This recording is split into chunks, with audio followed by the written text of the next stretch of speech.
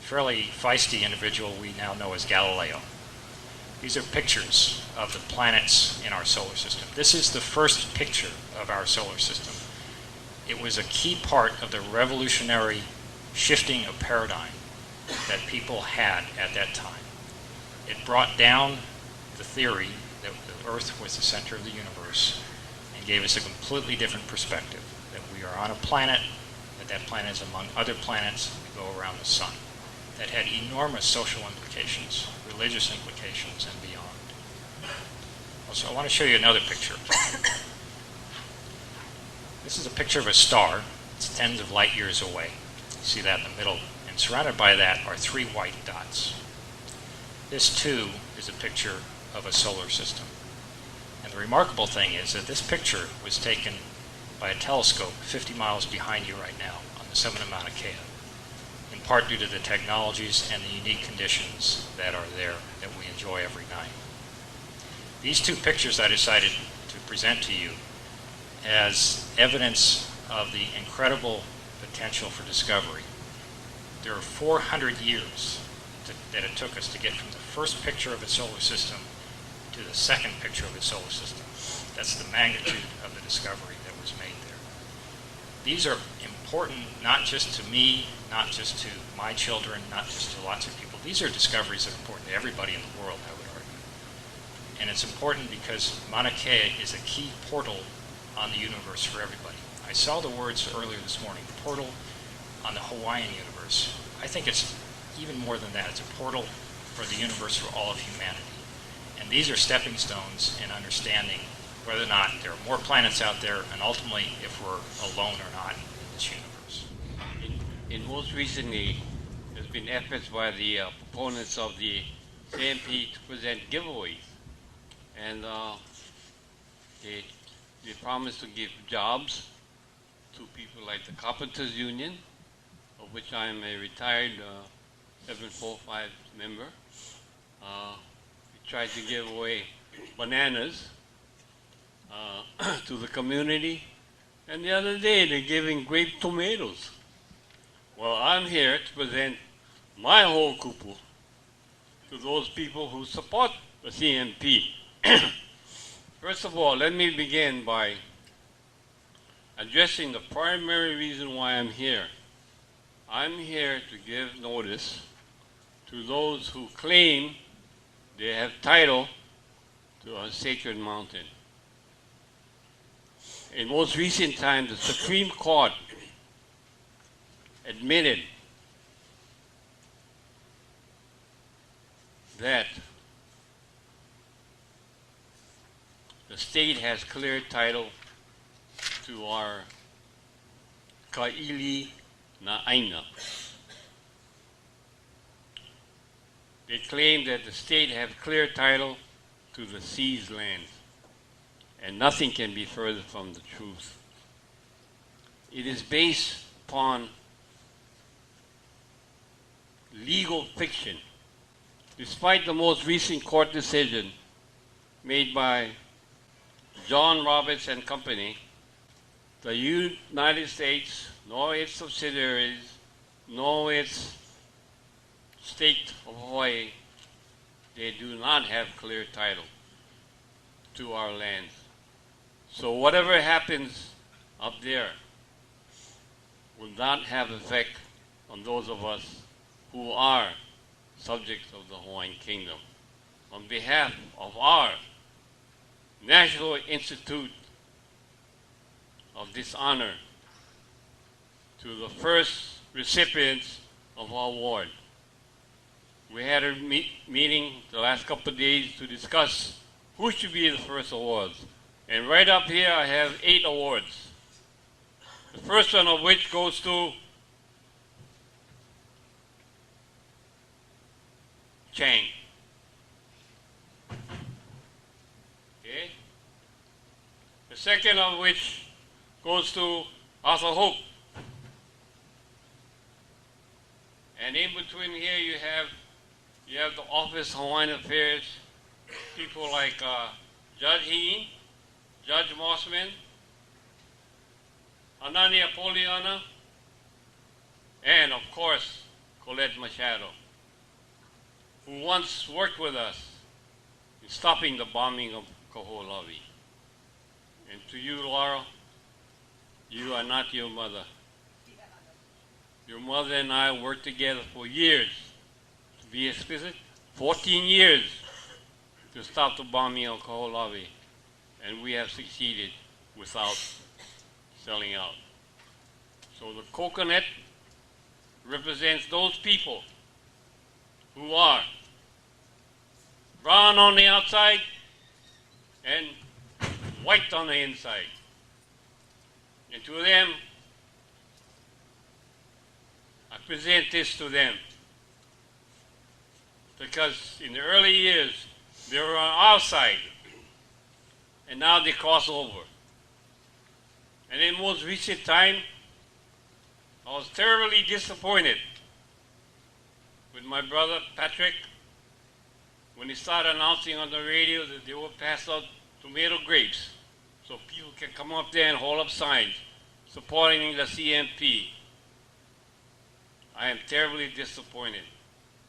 So to Patrick, kalamai, but you are now one of these recipients of this honor, or dishonor. I'm sorry I don't have bananas to give to those that are yellow outside and white inside. But they understand what I mean.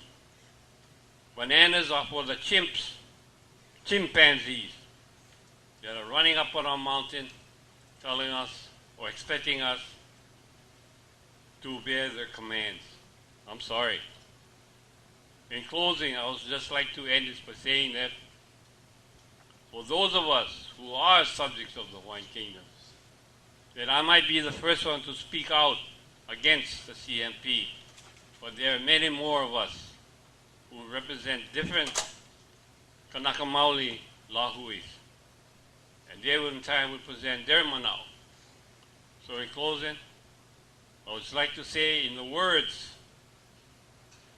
and this is especially to Arthur Hoke, in the words of our Queen, Arthur claims that he is a subject of the Hawaiian Kingdom. And if he is a subject of the Hawaiian Kingdom, what did the Queen's last words was? Kuhe Mauloa Malo. What was your name, sir? Kihe Soli Nihil. Just to give you some background, I'm the president of HPM Building Supply. And we're an 88-year-old company that was actually started by my great-grandfather in 1921.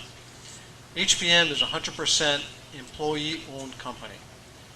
You know, we've had the privilege and honor of providing lumber and building materials and services to our Big Island community for the past 88 years. Currently have 275 employees, and for all 88 years have been active supporters of this community. I strongly urge the board to approve the CMP. You have had many articulate reasons why the CMP needs to be supported, and of the bullet points on my testimony, I just want to maybe repeat one, and that is basically, the CMP will safeguard Mauna Kea as a treasure whose benefits and resources need to be protected now and for future generations. The future of astronomy and in the state of Hawaii depends heavily on the passage of the CMP. And I really believe it's incumbent on all of us to actively and decisively support this critical industry. Hawaii has never had the luxury to pick and choose partners who are willing to invest in the future of our islands. The catastrophic effects of the global economic crisis on the world's financial systems and economies will forever significantly reduce the levels of investment in Hawaii, and especially compared to the years past. Here, in astronomy, we have a partner who has proven itself to be unique, world-class in stature, and hugely supportive of our community.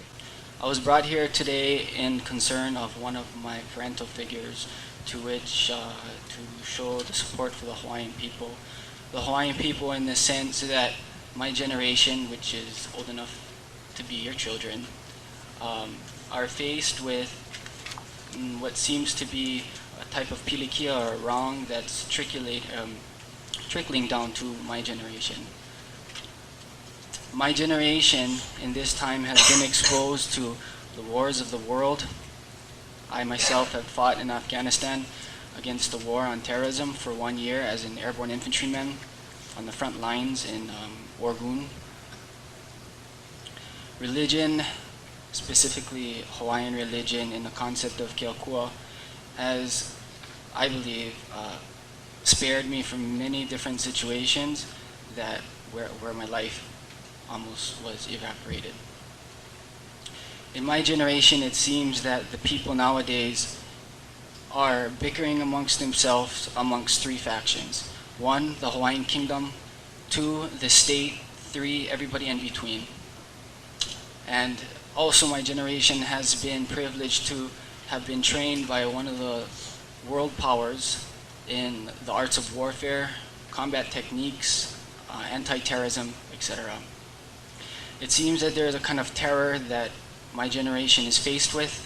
Also, the generations before me that address me as uncle, and I will, as along with my friends that stand with me, will not let the generation before me experience this kind of terror against a religion. People say Mauna Kea is closest to heaven, and that there is a development of observatories and people to which is supposed to educate my generation. However, there seems to be a lot of money involved, to which is kind of skewing people and making them act the way that they do, in which I volunteer myself as a kind of religious fighter, defender, in the sense that religion is what brought me home, and religion is my Hawaii and the people that prayed for me. And if further development is made on Mauna Kea, I would expect, if not assume, a kind of obstacle that may be in your all's way, as there seems to be some kind of a greater force perpetuating the younger generation. Mahalo.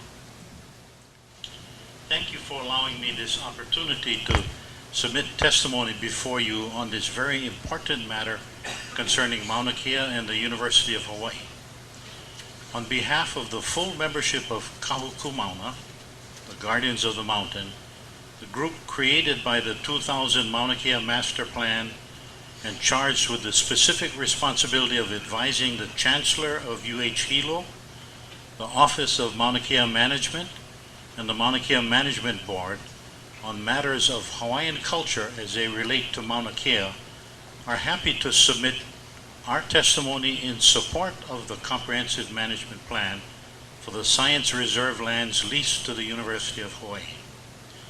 The current conditions with respect to the Mauna Kea Science Reserve, a portion of the ceded lands atop Mauna Kea, is that to date the University of Hawaii has only been given the responsibility to properly and diligently protect, preserve, and manage the cultural, natural, and historic resources found there.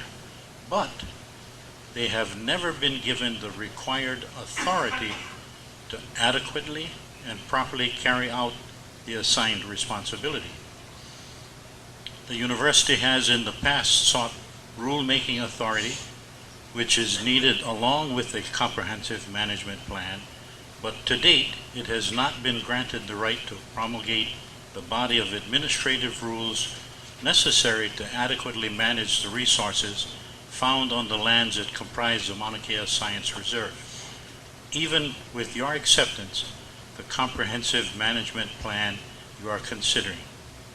We urge you, therefore, Chair Thielen and members of the Board of Land and Natural Resources, to favorably consider this CMP, pass it, and monitor it regularly to assure that it is being followed, and then this board, Kahuku Mauna Council, and all of the other interested and concerned parties may watchfully hold the university accountable for the proper management of our cherished resource, Mauna Kea. I'm Tom Peake from Volcano. I was an early guide for the Mauna Kea observatories starting way back in 1988 when we were still doing stargazing shows on the summit. I also conducted observatory tours and I manned the Visitors Information Center at Halepohaku. I quit my job in 1996 after the UH and your BLNR predecessors broke their 1983 promise to limit the number of major telescopes on the summit to 11 in order to accommodate the Smithsonian's multi-telescope array. Big Islanders attending my programs often voiced their worry that one day access to the summit would be restricted. I could honestly allay their fears because back then, nobody in the observatories seriously supported such restrictions until Keck 1 began operating. I remember we were all eating dinner at the base camp when a haughty University of California astronomer suggested closing the road. Everyone at the table, including all the astronomers, dressed down the Californian, reminding him that Mauna Kea belonged to the Islanders long before we showed up. But that incident was a sign of things to come. After the other giants, Keck 2, Subaru, and Gemini, saw first light, a new, more proprietary breed of astronomers started showing up, and UH began to accommodate their views on public access. The same set of access restrictions now outlined in the Comprehensive Management Plan, including nighttime road closures, a control point at Halepohaku, and the possibility of charging fees, were first formally advocated by UH President Kenneth Mortimer about a decade ago. He argued in the newspapers that the big environmental problem on Mauna Kea was not too many telescopes, but unrestricted public access, which ticked off a lot of Big Islanders. His same access restrictions showed up a few years later in the UH's now defunct 2000 Master Plan. And here come those same proposals again, resurrected in the CMP. Speaking as a former observatory guide who spoke with thousands of islanders, people have long worried that astronomers will continue to industrialize the summit, damaging their views of the mountain and diminishing what Kupuna Ed Stevens has called its spiritual ambiance.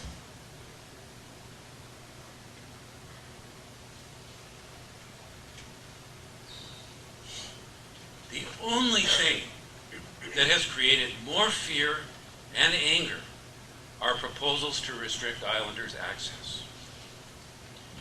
Judge Hara's 2006 rebuke of BLNR for not doing a CMP stated that the purpose of the CMP is to protect and preserve the natural and cultural resources of this conservation district, not promote astronomy. It seems to me that the logical response to the judge's order is for you folks, the BLNR, to begin restoring the conservation district by decommissioning old obsolete telescopes and obtaining performance bonds for the observatories to fund restoration of the summit to its original condition. So I was dismayed that the CMP included no such provisions, instead focusing again on restricting public access. This reflects the university's long-standing bias against the public. I say that as a person who was a bridge to this local public on behalf of the magic of astronomy. But that has changed. That commitment has changed, notwithstanding the comments or rhetoric that you heard this morning.